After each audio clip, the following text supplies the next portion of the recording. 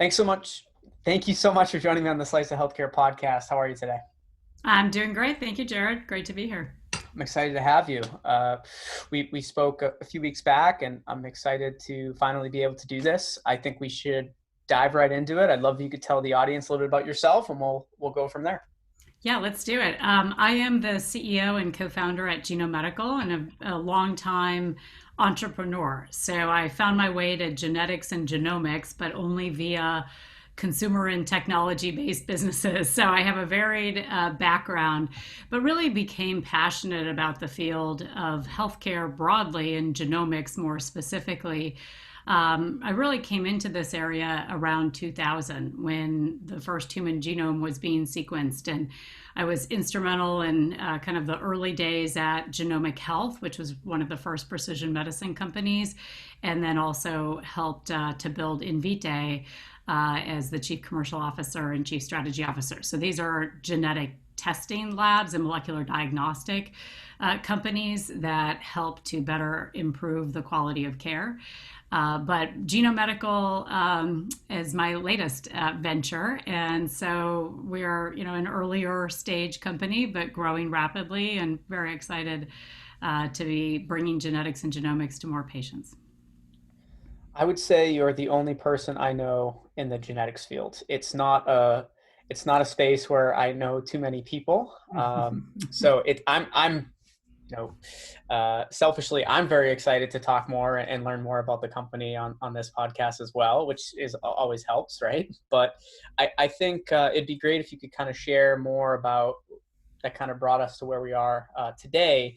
Could you tell us more about Genome, kind of the why, how, what, I guess? Yeah, for sure. So, I mean, really, the why for me was that, I and other friends and family members I know, we've all had to face sort of challenging situations where people we know and love have had illness, and sometimes at early age.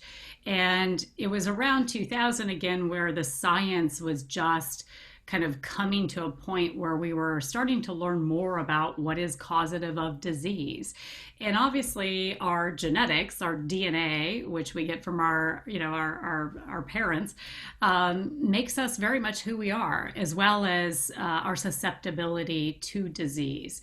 And so I just became really fascinated with the science and how this could be very much a building block towards a future of precision medicine. And obviously, precision medicine is the promise that we get the right patient, to the right therapy at the right time, and that we're customizing and tailoring medicine to meet the needs of the individual. Whereas, today there's a lot of body of evidence, but it's really kind of geared towards the standard of care, which means the general population at large. And what's exciting about genetics is that you can start to customize treatment choices and decisions because it allows you to think not just about the population at large, but you, the individual, you, Jared, me, Lisa. What is different and important for us? What are our risks, and how do we best manage to maintain a healthy life? And so we're super excited about that future and that promise, and we're very much working to make that a reality today. Interesting. What what was it, I guess, about your so obviously you're at and correct me if I'm saying this wrong, in Vitae, is that what you said it was? I was previously at Invitae. Previously. Yes. So was that the first really taste of this space? Is that where you really got involved with this, or were you involved with the in the genetics area before that? I was involved in genomics prior to that, with Genomic Health, which was really one of the early precision medicine companies helping to guide treatment choices around oncology. Part of what stepped me towards Genome Medical, though, is while I was at Invitae and I was the chief commercial officer and chief strategy officer. So that led me on a journey that was really thinking about how do you bring genetics and genomics to the masses? How do you bring this to people everywhere? And this might take a lot more background on the industry, but effectively we've used genomics in a very kind of specialized way, but increasingly it's moving towards higher clinical utility and thus higher use for more and more patients. So, individuals thinking of starting families, individuals diagnosed with cancer, individuals at elevated risk for cardiovascular disease. So the use cases are growing. Well, as those use cases growing, it means that suddenly genomics is not this narrow specialty area. It really cuts across all healthcare. And so that presents a new and more challenging problem, which is, how do you raise knowledge awareness of that standard of care for all physicians? It touches, primary care and specialty care.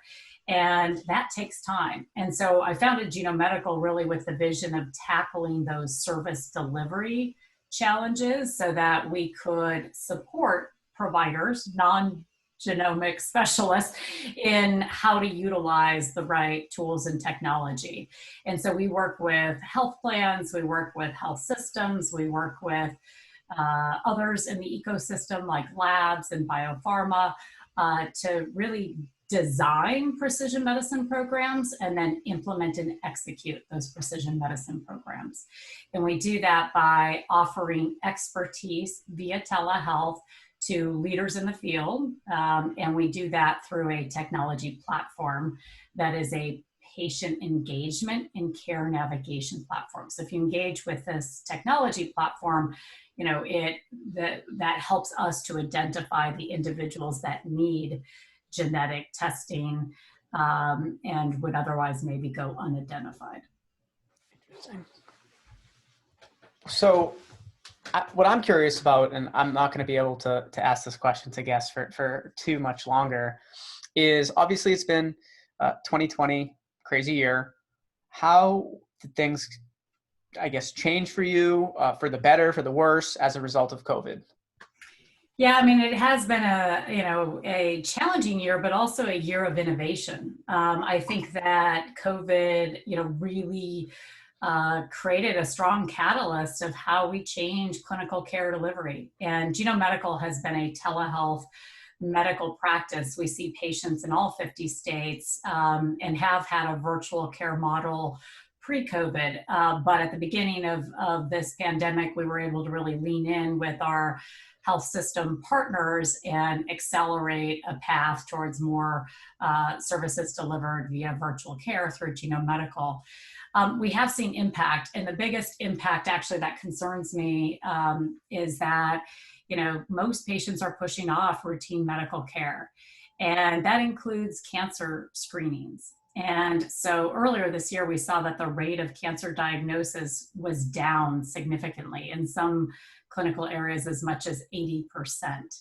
Well, of course, we know that there was no reason for COVID to have impacted how many people get cancer. So it just means that we're not detecting those individuals, which means that we're going to have a second wave that will hit the healthcare system, which is individuals now diagnosed at a much later stage for cancer. And of course, cancer is the most treatable when found early. So that has negative consequences for individuals, but also ultimately the healthcare system, which is already overburdened. So that is probably my biggest concern of healthcare impact for the population given COVID. Makes sense. And where can people learn more about you and Genome Medical? Yeah, definitely. I mean, to my point of, if you're delaying clinical care, seek care via telehealth for one. Genome Medical focuses specifically on genetics and genomics. You can go to our website, which is genomemedical.com. We do offer self-referral programs. So anybody who has a concern about a family health history, cancer, cardiovascular disease in their family, or a rare genetic condition, our services are now covered for about 25% of the US population under their health plan. So we have 90 million covered lives. That means that you can refer to us and be seen in most cases under your insurance coverage. And if we're out of network, we will still accept insurance and take assignment of benefits. So great opportunity to come to Genome Medical and learn more about genetics for yourself and whether or not testing may be important for you. For the vast majority of patients that actually are covered and meet criteria for testing, they're just not being picked up. And so meaning they're not being identified through primary care or specialty care with that need. So it really takes advocacy on behalf of the patient to determine, and kind of self-navigate in some cases. And certainly the knowledge across the field is being elevated as well. So that's the best place to go. Perfect. And I will throw social media links, the website link in the show notes, so the audience will be able to easily navigate towards your Perfect. website. Thank you so That's much great. again for joining me on the podcast. Thank you, Jared. Appreciate it.